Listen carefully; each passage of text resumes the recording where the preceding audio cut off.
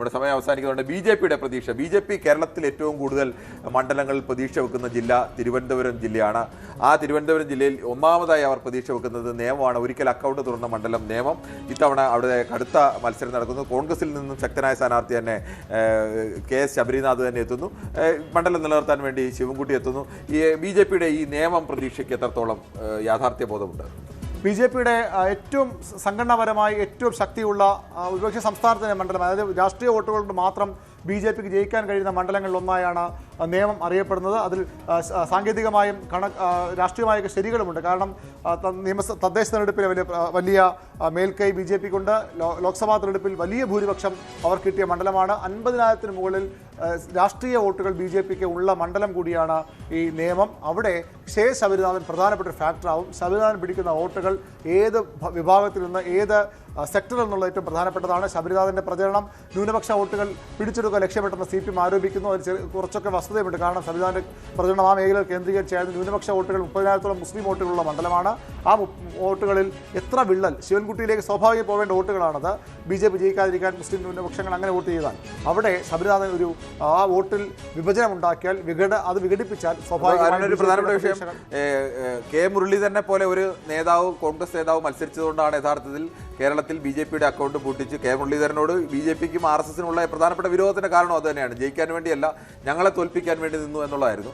അന്ന് കെ മുരളീധരന്റെ മത്സരം കൊണ്ടാണ് ശിവൻകുട്ടിക്ക് ജയിക്കാൻ കഴിഞ്ഞെങ്കിൽ ഇപ്പോൾ കെ ശബരിനാഥിന്റെ സ്ഥാനാർത്ഥിത്വം കൊണ്ട് ചിലപ്പോൾ അത് തിരിച്ചടിയാവാൻ സാധ്യത കൂടി കാണുന്നുണ്ടോ? ആ സാധ്യത കൂടുതൽ അവിടെ കാണാൻ കഴിയുന്നത് ശിവൻകുട്ടി തോറ്റാൽ അതിന് ഒരുപക്ഷെ ശബരിനാഥൻ പിടിക്കുന്ന വോട്ടുകൾ തന്നെയാകാം ഏറ്റവും പ്രധാനപ്പെട്ട കാര്യം. പക്ഷേ അവിടെ ഒരു പ്രശ്നമുള്ളത്, അല്ലെങ്കിൽ ബി.ജെ.പിക്ക് ചില തിരിച്ചടിയാവുന്നത് ഈ ഭൂരിപക്ഷ സമുദായത്തിലെ വോട്ടുകൾ കൂടി ചില പോക്കറ്റുകൾ രാജീവ് ചന്ദ്രശേഖരനോട് എതിർപ്പുള്ള ആളുകളോ അല്ലെങ്കിൽ രാജീവ് ചന്ദ്രശേഖർ ബി.ജെ.പി സ്ഥാനാർത്ഥിയാവുന്നതിന് എതിർപ്പുള്ള ബി.ജെ.പി ചെറിയ ഗ്രൂപ്പുകളെങ്കിലും അവിടെ ആ വോട്ട് കൂടി ശബരിനാഥിലേക്ക് പോകാം. അങ്ങനെയെങ്കിൽ ശിവൻകുട്ടിക്ക് അതൊരു തുണയാകും, ബി.ജെ.പിക്ക് വെല്ലുവിളിയാകും. പക്ഷേ ഏറ്റവും പ്രധാനപ്പെട്ട കാര്യം ഇപ്പോൾ കോൺഗ്രസ് ശബരിനാഥ് ചേർന്നിരിക്കുന്ന ആളുകളൊക്കെ ശബരി ജയിക്കുമെന്ന് വലിയ പ്രതീക്ഷയിലാണ്. രണ്ട് ഭാഗത്തുനിന്ന് ചില നിയമത്തെ സംബന്ധിച്ച് ശബരിയാണോ ജയിക്കുന്നത് ശിവൻകുട്ടിയാണോ? ഈ ബി.ജെ.പി ജയിക്കരുന്ന് ആഗ്രഹിക്കുന്ന ആളുകൾക്ക് ഇതിൽ രണ്ടിൽ ആരാണ് ജയിക്കുന്ന ഒരു കൺഫ്യൂഷൻ അവസാന ഘട്ടം വരെയും ഉണ്ടായിരുന്നു തോന്നുന്നില്ലേ? അവിടെ ജയസാധ്യത ബി.ജെ.പി അല്ലെങ്കിൽ ശിവൻകുട്ടി LDF എന്നൊരു സാധ്യത ഉണ്ടെങ്കിൽ പോലും ഒരു ഭാഗത്തുകൂടി ശബരിനാഥൻ നന്നായി മുന്നേറി എന്ന പ്രതീക്ഷയുണ്ട്. അങ്ങനെ വന്നാൽ ഒരുപക്ഷെ ഈ ചിത്രം മറ്റൊന്നായി മാറാം. പക്ഷേ ബി.ജെ.പി സംസ്ഥാനത്ത് ആദ്യം ജയിക്കാൻ പോകുന്ന മണ്ഡലങ്ങളിൽ ഒന്ന് നേമം പ്രതീക്ഷ. അടുത്തത് കഴക്കൂട്ട മണ്ഡലമാണ്. വി മുരളീധരൻ കാലങ്ങളായി കേന്ദ്രീകരിച്ച് ബി.ജെ.പി പ്രവർത്തിക്കുന്ന മണ്ഡലമാണ് കഴക്കൂട്ട മണ്ഡലത്തിൽ കടകംപള്ളി സുരേന്ദ്രനെ പോലെ കഴക്കൂട്ട മണ്ഡലത്തിന്റെ A to Z കാര്യങ്ങൾ ഏത് തരത്തിലും അറിയാവുന്ന ഒരാൾ ഇപ്പുറത്ത് മത്സരിക്കുന്നു. മറുഭാഗത്ത് ശരത്ചന്ദ്ര പ്രസാദിനെ പോലെ ഒരു കാലത്ത് തിരുവനന്തപുരത്ത് കോൺഗ്രസിനെ സംബന്ധിച്ച് ശരത്തേട്ടൻ എന്നൊരു ഇമേജൊക്കെ ഉണ്ടാക്കി താഴെത്തട്ടിലെ പ്രവർത്തകരൊക്കെ ആവേശഭരിതരാക്കാൻ കഴിയുന്ന ഒരു നേതാവ് വരുന്നു. അവിടെ ബി.ജെ.പിയുടെ പ്രതീക്ഷ എന്താണ്? ഈ കടകംപള്ളി അട്ടിമറിക്കാൻ വി മുരളീധരന് ഏതെങ്കിലും തരത്തിൽ കഴിയുമോ? ബി.ജെ.പിയുടെ പ്രതീക്ഷ വയ്ക്കുന്ന 5 മണ്ഡലങ്ങളിൽ ഒന്ന് കഴക്കൂട്ടമാണ്. പക്ഷേ നിയമം കിട്ടുമെന്ന് പറയുന്ന അത്ര ഉറപ്പോടുകൂടി ബി.ജെ.പി കഴക്കൂട്ടം കിട്ടുമെന്ന് പറയില്ല. കാരണം അവിടെ അതിനൊരു വ്യത്യാസമുള്ളത്, അവിടെ കടകംപള്ളി സുരേന്ദ്രൻ നേതാവ് തന്നെയാണ്. ജനങ്ങളുമായി അത്രയധികം നിരവധി ആരോപണം അദ്ദേഹത്തിനെതിരെ ഇപ്പോഴും ഈ സ്വർണ്ണക്കൊള്ള അടക്കം വന്നു. നമ്മൾ തെരഞ്ഞെടുപ്പ് രംഗത്ത് കണ്ടത് സാധാരണഗതിയിൽ ഒരു നേതാവിനെതിരെ ഒരു ആരോപണം ഉണ്ടെങ്കിൽ, ഒരു അദ്ദേഹത്തിനെതിരെ വരാവുന്ന ഒരു വിഷയമുണ്ടെങ്കിൽ അത് മൗനം പാലിച്ച് പോകുന്നു. പക്ഷേ കടകംപള്ളിയുടെ തന്ത്രം മറ്റൊന്നായിരുന്നു. എല്ലാ പ്രചരണ യോഗങ്ങളിലും കടകംപള്ളി ആദ്യം പറയും, നിങ്ങൾ കണ്ടില്ലേ ശബരിമല സ്വർണ്ണക്കൊള്ളയുടെ പേരിൽ എന്നെ വേട്ടയാടുന്നു, സർക്കാരിനെ വേട്ടയാടുന്നു, സ്വർണം കട്ടത് ആരെന്നൊക്കെ. നിങ്ങൾക്ക് ആ രീതിയിൽ കടകംപള്ളി ആ വിഷയത്തിൽ തൻ്റെ നിരപരാധിത്വം തെളിയിക്കാനും അതിൽ എതിരാളികളെ ആക്രമിക്കാൻ ശ്രമിച്ചു മുന്നേറുന്ന നേതാവ്. ആ ഒരു തന്ത്രമാണ്, രാഷ്ട്രീയ തന്ത്രം തന്നെയാണ്. ആ കടകംപള്ളിയുടെ ഒരു സാന്നിധ്യം അവിടെ ബി.ജെ.പിക്ക് ഏറെ ആശങ്കയുണ്ടെങ്കിൽ പോലും ബി.ജെ.പി മറ്റൊന്ന് ഇവർ കാട്ടാക്കടയും തിരുവനന്തപുരമാണ്. നമുക്കത് വേഗത്തിൽ ചേർത്ത് പറയണമെന്ന് തോന്നി. കാട്ടാക്കടയും തിരുവനന്തപുരം ബി.ജെ.പി ഒരു പ്രതീക്ഷ വെക്കുന്നുണ്ട്. പക്ഷേ അതിനപ്പുറത്തേക്ക് നമുക്ക് പുറത്തുനിന്ന് നോക്കുമ്പോൾ മറ്റ് ഘടകങ്ങളൊക്കെ നോക്കുമ്പോൾ ഈ നേമത്തും കഴക്കൂട്ടത്തും വെക്കുന്ന ഒരു പ്രതീക്ഷ ഈ കാട്ടാക്കടയിലും തിരുവനന്തപുരത്തുമൊക്കെ. തിരുവനന്തപുരത്ത് കരമന ജയനെ പോലെ ഒരാൾ മത്സരിക്കുന്നു, പ്രധാനപ്പെട്ട പ്രാദേശിക നേതാവൊക്കെ തന്നെയാണ്. പക്ഷേ അങ്ങനെ ഒരു പ്രതീക്ഷയ്ക്ക് വകയുണ്ടോ? തിരുവനന്തപുരത്ത് ബി.ജെ.പിക്ക് വളർച്ചയുള്ളൊരു മണ്ഡലം തന്നെയാണ് തിരുവനന്തപുരം. 2016 മുതൽ ബി.ജെ.പിക്ക് അവിടെ ശക്തമായ വോട്ട് ബാങ്കുണ്ട്. 8 വാർഡോളം ഈ തദ്ദേശ തെരഞ്ഞെടുപ്പിലും കോർപ്പറേഷനിലും 8 വാർഡോളം ബി.ജെ.പി വിജയിച്ച സ്ഥലമാണ്. ശക്തമായ ബി.ജെ.പി പോക്കറ്റുകളുള്ള ഒരു കേന്ദ്രം കൂടിയാണ്. തീരദേശ മേഖല CP ജോണിനൊപ്പം നിൽക്കുകയും അവിടങ്ങളിൽ തന്നെയുള്ള ഭീമാപള്ളി പോലുള്ള പ്രദേശങ്ങളിലെ മുസ്ലിം ന്യൂനപക്ഷ വോട്ടുകൾ ലെഫ്റ്റിലേക്ക് പോവുകയും ചെയ്താൽ ബി.ജെ.പിയുടെ സംഘടനാ വോട്ടുകളും കുറച്ച് അല്ലാത്ത വോട്ടുകളും കൂടി സ്വാഭാവികമായും വരുമ്പോൾ വിജയിച്ചു കയറാമെന്ന് ബി.ജെ.പി പ്രതീക്ഷയോട് ത്രികോണ മത്സരം തിരുവനന്തപുരം മണ്ഡലത്തിൽ ഉണ്ടെന്നത് വസ്തുതയാണ്. അവിടെയാണ് ബി.ജെ.പിയുടെ പ്രതീക്ഷ തിരുവനന്തപുരത്തുള്ളത്. യഥാർത്ഥത്തിൽ ആറ്റിങ്ങൽ മറ്റൊന്ന് കാട്ടാക്കട മണ്ഡലമാണ്. കാട്ടാക്കട മണ്ഡലം ആറ്റിങ്ങൽ മണ്ഡലത്തിലും ഈ പറയുന്ന പോലെ ത്രികോണ മത്സരം തന്നെയാണ് നടക്കുന്നത്. ശക്തമായ BJP പ്രതീക്ഷിക്കും. പക്ഷേ BJP ഒരു ജയിക്കും എന്നൊരു പ്രതീക്ഷയ്ക്ക് വരാൻ വേണ്ടിയുള്ള വോട്ട് അങ്ങനെ ലഭിക്കാനുള്ള സാധ്യതയുണ്ടോ ആ മണ്ഡലം? അല്ലെങ്കിൽ BJP രണ്ടാം സ്ഥാനത്തെത്താൻ അങ്ങനെയുള്ള സാധ്യത കൂടിയുണ്ടോ? ആറ്റിങ്ങൽ നേരത്തെയും BJP രണ്ടാം സ്ഥാനത്ത് വന്ന മണ്ഡലമാണ്. ആറ്റിങ്ങൽ ഇപ്പോഴും വളരെ ശക്തമായി തന്നെ അവർ പ്രതീക്ഷിക്കുന്നു. കാരണം അവിടെ UDF-ന്റെ RSPയുടെ സ്ഥാനാർത്ഥിയാണ്. അത് കുറച്ച് വീക്കായൊക്കെയാണ്, ദുർബല സ്ഥാനാർത്ഥിയാണ് പൊതുവിലൊരു ചർച്ചയൊക്കെ. അതുകൊണ്ട് തന്നെ അവിടെ നേരിട്ടുള്ള പോരാട്ടം തീർച്ചയായിട്ടും CPM-ഉം BJP-യും തമ്മിലാണ് ആറ്റിങ്ങലിലുള്ളത്. അവിടെ സ്വാഭാവികമായി അവർക്ക് രണ്ടാം സ്ഥാനത്ത് വരുന്നെങ്കിൽ മുന്നോട്ട് പോകാനുള്ള അവസരമുണ്ടെന്ന് അവർ പ്രതീക്ഷിക്കുകയാണ്. ആറ്റിങ്ങലിൽ കാട്ടാക്കടയിൽ ഒന്ന് പരിശോധിച്ചാൽ അവിടെ BJP-യുടെ മുൻ സംസ്ഥാന അധ്യക്ഷനാണ്, 3 തവണ അവിടെ മത്സരിച്ച ആളാണ്.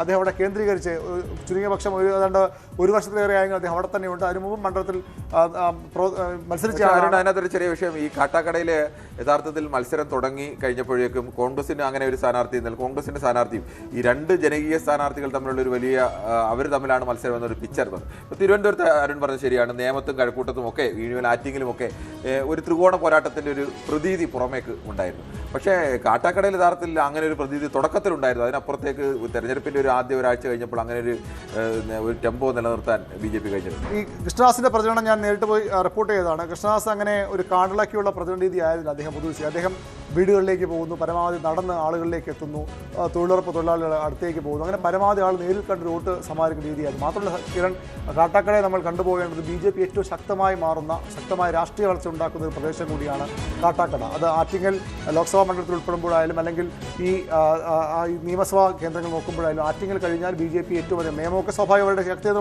മാറിക്കഴിഞ്ഞു. വട്ടിയൂർക്കാവും അവർ വലിയ ശക്തിയുള്ള മണ്ഡലമാണ്. അതിനപ്പുറത്തേക്ക് BJP വളരുന്ന പ്രദേശങ്ങളിൽ ഒന്ന് കാട്ടാക്കടയാണ്, ആറ്റിങ്ങലുമാണ്. കാട്ടാക്കട അതിശക്തമായ BJP സാന്നിധ്യം നിലവിലുണ്ട്. അതുകൂടിയാകുമ്പോൾ മറ്റൊന്നുകൂടി ഈ ജില്ല ആകെ ചേർത്ത് ചോദിക്കുമ്പോൾ നമുക്ക് തിരുവനന്തപുരം മണ്ഡലം മാത്രമല്ല തിരുവനന്തപുരം ജില്ലയ്ക്ക് അത് ഉൾപ്പെടുന്നത്, ആറ്റിങ്ങലടക്കമുള്ള മണ്ഡലങ്ങളടക്കമുണ്ട്. എന്നാൽ തിരുവനന്തപുരത്ത് ലോക്സഭാ തെരഞ്ഞെടുപ്പ് വരുമ്പോൾ അവിടെ അത് BJP കോൺഗ്രസ് പോരാട്ടമാകുന്നു. പല മണ്ഡലങ്ങളിൽ BJP ഒന്നാം സ്ഥാനത്ത്, കോൺഗ്രസ് രണ്ടാം സ്ഥാനത്ത്, അല്ലെങ്കിൽ 1ഉം 2ഉമായി അവർ രണ്ടുപേരും വരുന്നു. ഇടതുമുന്നണി 3ആം സ്ഥാനത്തേക്ക് പിന്തള്ളപ്പെട്ടു പോകുന്നു. ഈ കോർപ്പറേഷൻ്റെ തദ്ദേശ തെരഞ്ഞെടുപ്പ് വന്നപ്പോൾ തിരുവനന്തപുരം കോർപ്പറേഷനിൽ BJP ഒന്നാം സ്ഥാനത്തേക്ക്, അതും വ്യക്തമായ 50 സീറ്റുകളോടുകൂടി രണ്ട് പാർട്ടികളെയും ഒരേപോലെ പരാജയപ്പെടുത്തി അവർ അധികാരം നേടുന്നു. പക്ഷേ ആകെയുള്ള തദ്ദേശ തെരഞ്ഞെടുപ്പുകൾ തിരുവനന്തപുരം ജില്ലയാകെ നോക്കുമ്പോൾ അവിടെ ഇടതുമുന്നണിക്ക് വലിയ മുന്നേറ്റം അവകാശപ്പെടുന്നു. അപ്പോൾ ഈ ഓരോ ഘട്ടത്തിലും ഈ ലോക്സഭാ തെരഞ്ഞെടുപ്പിൽ 3ആം സ്ഥാനത്ത് നിൽക്കുന്ന പാർട്ടി നിയമസഭാ തെരഞ്ഞെടുപ്പിൽ 1ആം സ്ഥാനത്ത് വരുന്നു. ആ പാർട്ടി തന്നെ ചിലപ്പോൾ തദ്ദേശ തെരഞ്ഞെടുപ്പിൽ 2ആം സ്ഥാനത്തേക്കും പിന്തള്ളപ്പെടുന്നു. ഇത് പൂർണ്ണമായും ഈ നിയമസഭാ തെരഞ്ഞെടുപ്പിനെ, ഈ രണ്ട് തെരഞ്ഞെടുപ്പിൻ്റെ കണക്കുകൾ നോക്കാതെ തന്നെ പരിശോധിക്കേണ്ട ഒരു ജില്ലയാണോ തിരുവനന്തപുരം? തീർച്ചയായിട്ടും 100% അങ്ങനെ. കാരണം ലോക്സഭാ തെരഞ്ഞെടുപ്പിൻ്റെ പാറ്റേൺ അല്ല ഒരിക്കലും തിരുവനന്തപുരം ജില്ലയിൽ പൊതുവിൽ തദ്ദേശ തെരഞ്ഞെടുപ്പിലായാലും നിയമസഭാ തെരഞ്ഞെടുപ്പിലായാലും ഉണ്ടാവുക. വട്ടിയൂർക്കാവൊക്കെ തെരഞ്ഞെടുപ്പിൽ ഇടതുമുന്നണി 3ാമത് പോയെന്ന് വസ്തു, TNC മത്സരിക്കും 2016 3ആം സ്ഥാനത്തേക്ക് പോയെന്ന് വസ്തുതയാണ്. പക്ഷേ അതിനുശേഷം പലയിടത്തും തദ്ദേശ തെരഞ്ഞെടുപ്പിലെയും ലോക്സഭാ തെരഞ്ഞെടുപ്പ് പാറ്റേൺ അല്ല. 3ആം സ്ഥാനത്താണ് തൊട്ടടുത്തവണ പ്രശാന്ത് ബൈ ഇലക്ഷനിൽ 19 പിടിച്ചെടുക്കുന്നത്. അതുകൊണ്ട് തന്നെ അങ്ങനെ ഒരു പാറ്റേൺ അല്ല ഉള്ളത്. സ്വാഭാവികമായി ഇടതുമുന്നണിക്ക് ഒരു രാഷ്ട്രീയ മേൽക്കൈയുള്ള, എന്നാൽ UDF-ന് ബാലികേറാമലയല്ല. ഈ പലപ്പോഴും സംസാരിക്കുമ്പോൾ പറയുന്നത് ഈ പാറശാല മണ്ഡലം എടുത്താൽ തൊട്ട് മുമ്പ് UDF ആയിരുന്നു, കഴക്കൂട്ടം എടുത്താൽ വർക്കല, കഴക്കൂട്ടം, വർക്കല, ഈ പല മണ്ഡലങ്ങളും, അതുപോലെ നെയ്യാറ്റിൻകര, അരുവിക്കര തുടങ്ങിയ പല മണ്ഡലങ്ങളിലും നേരത്തെ UDF ആയിരുന്നു, പിന്നീട് LDF പിടിച്ചെടുക്കുന്നത് മാത്രമാണ്. അതുകൊണ്ട് ഇങ്ങോട്ട് വേണമെങ്കിലും മാറാവുന്നൊരു എന്തായാലും തലസ്ഥാന ജില്ലയിലെ വിധി ആകാംക്ഷാപൂർവ്വം തന്നെയാണ് കാത്തിരിക്കുന്നത്. നമ്മൾ ഈ പറഞ്ഞതുപോലെ ചില മണ്ഡലങ്ങളിൽ ഉറച്ച പ്രതീക്ഷ LDF-നുണ്ട്, അത് ഞങ്ങൾക്ക് തന്നെ കിട്ടും എന്നുള്ള പ്രതീക്ഷയുണ്ട്. UDF-ഉം അത് ഏറെക്കുറെ അത് അംഗീകരിക്കുന്നുണ്ട്. LDF-നെ സംബന്ധിച്ച് പക്ഷേ ഒരു മണ്ഡലം പോലും ഞങ്ങൾക്ക് കിട്ടില്ല എന്ന് അവർ ഉറപ്പിച്ച് പറയാൻ തയ്യാറില്ല. 14 മണ്ഡലങ്ങളും കിട്ടാൻ വേണമെങ്കിൽ സാധ്യതയുണ്ടെന്ന് പറഞ്ഞു. പക്ഷേ ചില മണ്ഡലങ്ങൾ ഉറപ്പിച്ചു. UDF അങ്ങനെയല്ല. UDF 8-9 മണ്ഡലങ്ങൾ, 9 മണ്ഡലങ്ങൾ വരെ ഞങ്ങൾക്ക് തന്നെ കിട്ടും എന്ന് UDF ഉറപ്പിച്ച് പറയുന്നു. ചില മണ്ഡലങ്ങൾ കിട്ടില്ല എന്നുള്ളത് ആ യാഥാർത്ഥ്യബോധത്തോടു കൂടി തന്നെ പറയുന്നു. BJP-യെ സംബന്ധിച്ച് BJP-ക്ക് ഏറ്റവും കൂടുതൽ കേരളത്തിൽ പ്രതീക്ഷയുള്ള മണ്ഡലം, അത് ഈ തിരുവനന്തപുരം ജില്ലയിൽ മാത്രമല്ല കേരളത്തിൽ തന്നെ ഏറ്റവും പ്രതീക്ഷയുള്ള മണ്ഡലം നേമമാണ്. അത് കഴിഞ്ഞാൽ ഈ പറയുന്നത് പോലെ കഴക്കൂട്ടവും കാട്ടാക്കടയും ആറ്റിങ്ങലും അടക്കമുള്ള മണ്ഡലങ്ങളൊക്കെ അവർ, തിരുവനന്തപുരം ഒക്കെ അവർ പ്രതീക്ഷ വെക്കുന്നുണ്ട്.